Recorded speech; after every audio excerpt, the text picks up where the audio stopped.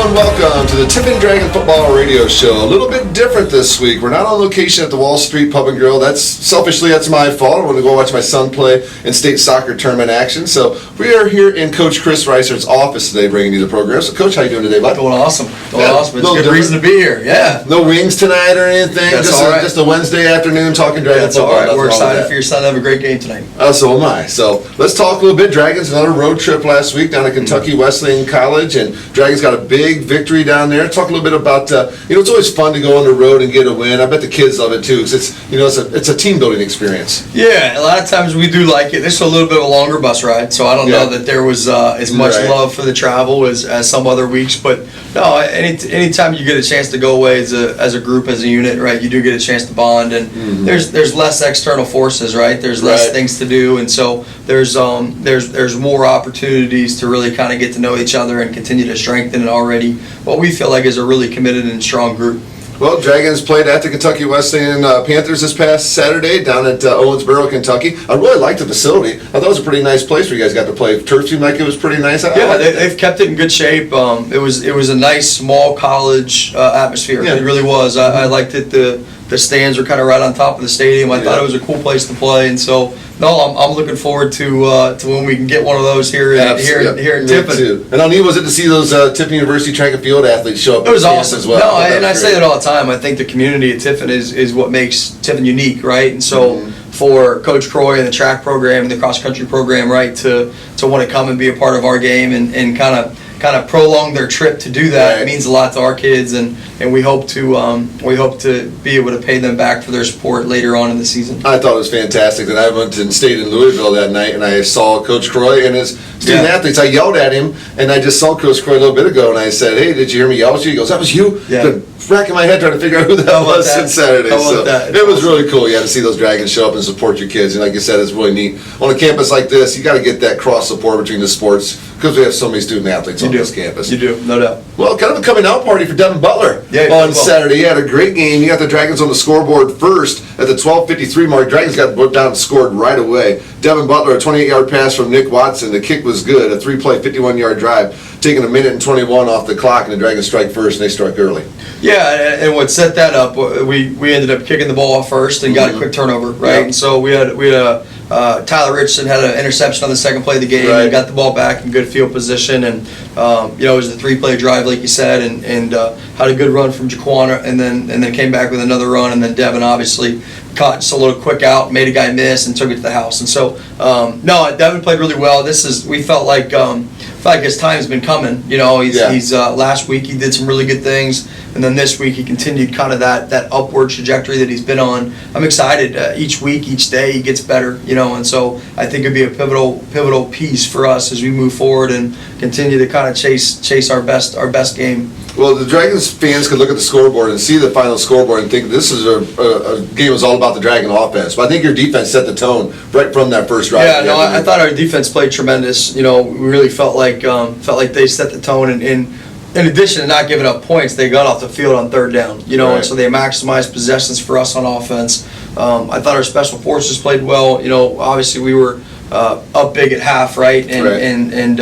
But had the chance to they came down and scored, and we came with a big kickoff return. And so I thought Coach Spencer's unit on special forces played really good, and Coach Bathiani's unit on defense played exceptional. Well, you mentioned those two, and Tyler Johns was our guest last week on the program when you weren't there. But I got to tell you, those guys did a great job in your absence. So give them my best, because they did an excellent job. I always say, right, hire smarter people than you, right? So I'm sure they did a very good job.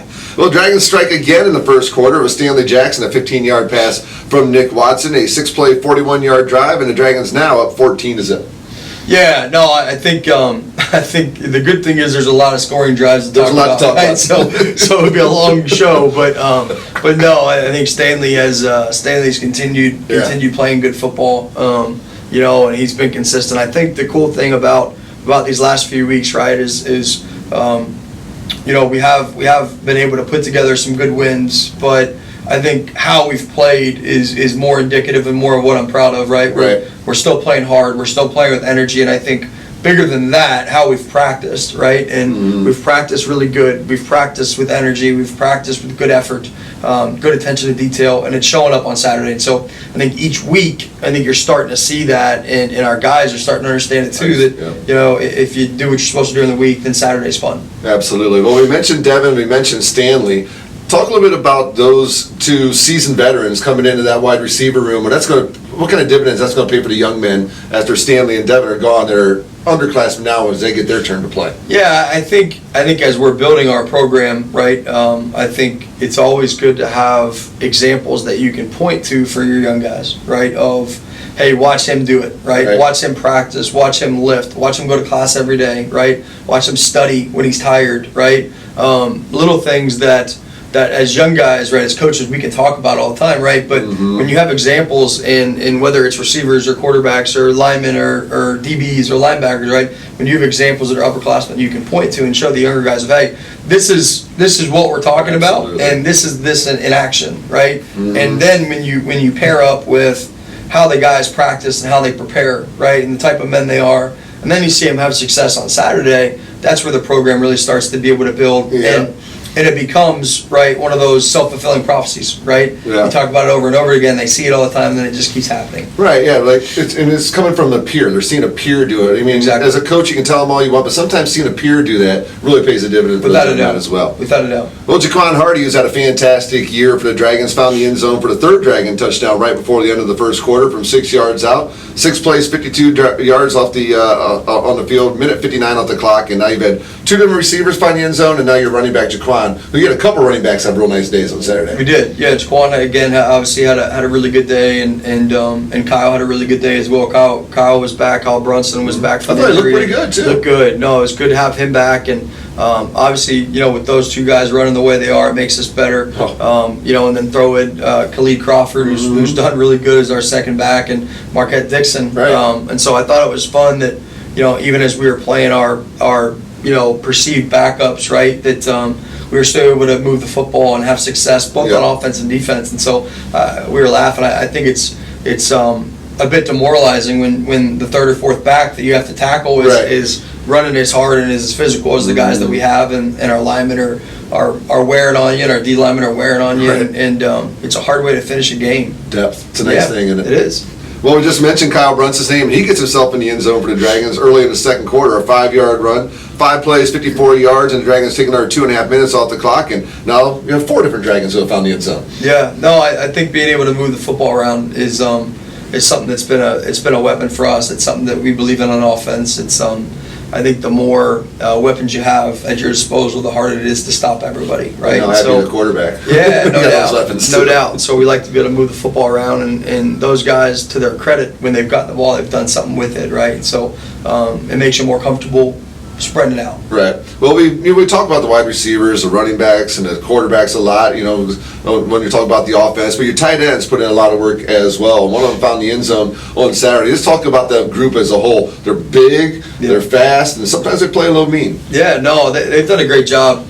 Coach Spencer's the tight ends coach, done a really good job developing that room, and they're playing hard. You know, I think that the thing that stands out to me about the 3 guys that are at that spot is selfless guys. You know, they don't say boo, and they just want to work and they want to get better, right? And they don't catch a ton of balls, and that's all right? They joke about it, but they don't care, right? And when we can feed them, right, we do want to be able to do that. And so, but I do want to mention, talking a bunch about our offense. I think throughout this in the first half, I thought our defense played tremendously, and I think as you have these scores, and that's often what gets the credit. I think what's really important is that our defense played really consistent against a run, played really consistent against pass, and they were able to get off the field on third down. I know I said that earlier, but I think it's such a pivotal point in a football team, of especially when we feel like we do with dynamic offense. The more opportunities you get, the better off you're going to be, and our defense has done a tremendous job of giving us those opportunities. It seemed like you were able on the defensive side to bring pressure from various different places on the field on Saturday. Conti was getting pressure from the secondary. Your defensive ends were causing all kinds of havoc.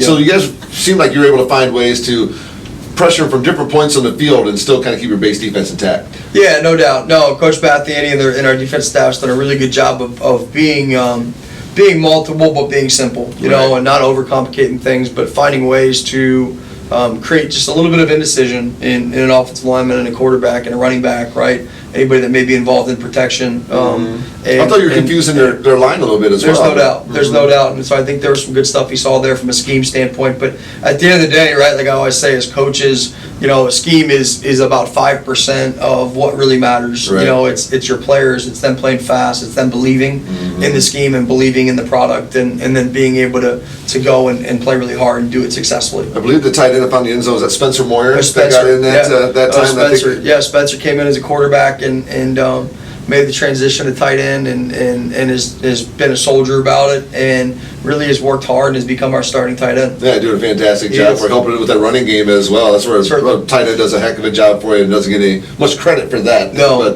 unsung hero. So the Dragons take that lead into the half, and then the opening kickoff comes down to Devin Butler on the far side from where you were. I believe it was on the near side to me, and I was calling the kick return. He got about, the 45-50 yard line. You could tell he just needed that one block, and he got that block, and then he turned the jet zone. Nobody was catching. That was outstanding special teams play for him. No doubt. No, it was blocked up really well. Marquette Dixon, we talked about earlier, had a terrific block. Devin really had one guy to beat, kind of an arm guy to run through, and we feel really good about his ability in the open field, against anybody. And so, and that kind of came true where he was able to take advantage of it, and that's the difference between having a good return and a great return is you got to have a real guy back there. Absolutely. And Devin was able to take a 25-30 yarder and turn it into a 96 yarder. Yep, Dragons score quickly out of the gate in the third quarter. Kentucky Wesleyan gets on the board, a 5-yard touchdown run of a nice play they had, a nice drive they had, 10 plays, 69 yards, going 5:22 off the clock, and they had made a quarterback change earlier on in the ball game. Brought in a senior to come in for, I believe, their starting quarterback as a freshman. He struggled about to start. I think he was incomplete in his first 9 or 10 attempts in the game, but he was able to lead them there on that nice touchdown drive to get them on the board. Yeah, no, it was. They did. They got on the board. That was, a bit frustrating for us. Sure. We had some things that didn't quite go our way, and that we needed to execute a little bit better. And I thought, once that happened, our response of being able to take it down in 96 in the house, right? Yep. And any momentum that they had at that point really kind of squashing it, and then our defense settled back in and played the game that they're capable of. Devin Lynch found the end zone for you. That's nice as well to see that young man, because those young men who don't get as many opportunities, they work their tail off in practice, and when they get a chance to get in the end zone, they get excited. Those are the situations where the sideline gets super excited too. So you have to be really proud to see Devin get in the end zone. Always. No, and you mentioned earlier, right, depth, right? And well, how do you develop depth? Well, you develop depth through playing. The only way to get good at football is to play football. Absolutely. Right? Yep. And so it's cool when we do play well early in these games that we have been able to get a ton of guys, a ton of reps. And I believe that those reps, right, will magnify, and those are going to pay off in a big way as we get back to the tail end of this season. And so totally agree it's a big part of our belief from a program perspective of we got to play really good, and you got to play really good, obviously because you want to win, but you do want to be able to get as many guys in and let them, one, have the experience, right, and then two, develop, and that's a big part of what we're doing. Well, Devin, 2 weeks in a row, has the touchdown this week. The week before had a nice game. Actually, his highlight made it on. He got mossed. I think was the thing. So good for him. It's been a couple of weeks for Devin Lynch. No doubt. He's flying high. Flying high. He's got to be able to pull it back in and have a good week practice. Yep, that's what's most important. Doesn't matter what you did yesterday. It's about what you're doing next. No doubt. Dragons also scored in the fourth quarter. Clint Crawford, who we mentioned, 11-yard touchdown run off a 9-play, 48-yard drive, taking 4.5 off the clock as the last Dragon touchdown before a field goal was made by, that wasn't Heracall that was Joe. That was Joe Heracall that kicked the last one. 23-yard field goal to close out the scoring, and the Dragons' big winners down in Kentucky Wesleyan on Saturday. Yeah. Had to be very proud of your kids, and then you guys just come right home from there? Or did you guys? We did.